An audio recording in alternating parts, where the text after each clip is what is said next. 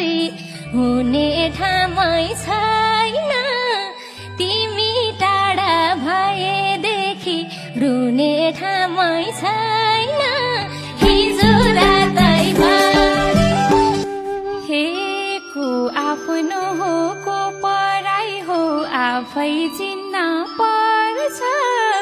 रुने कुरै नगर है